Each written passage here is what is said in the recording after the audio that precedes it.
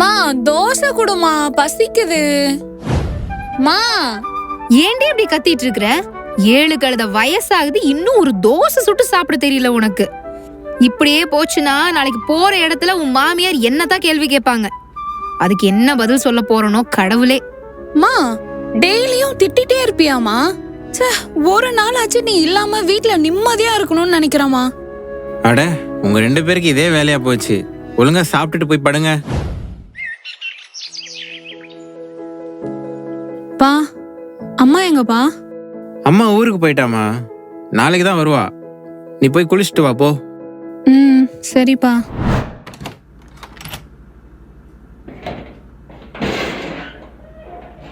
மா, என் ட்ரெஸ் எங்கம்மா இருக்கு? அட, அம்மா தான் ஊருக்கு போயிருக்காங்கல்ல. சரி, போர் அடிக்குது, ஏதாச்சும் படிப்போம். ஐயோ, இந்த கண்ணாடியை வேற எங்க வச்சேன்னு தெரியலையே. மா, என் கண்ணாடி எங்கன்னா பாத்தியாமா? ச்சே, நான் வேற அம்மா வீட்ல இல்லைன்றதே அடிக்கடிக்கு மறந்துடுறேன். ஏதாச்சும் சாப்பிடணும் போல இருக்கு. ஆனா அம்மா இருந்திருந்தா ஏதாச்சும் செஞ்சு கொடுத்துருப்பாங்கல்ல.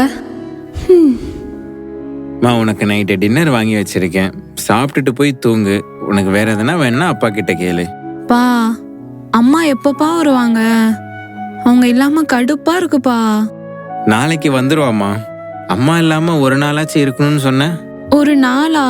1 மணி நேரம் கூட இருக்க முடியலப்பா.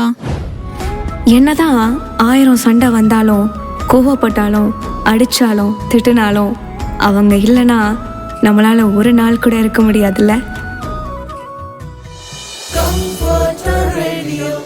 நீங்கள் கேட்டுக்கொண்டிருப்பது உங்கள் கம்ஃபர்டர் ரேடியோ.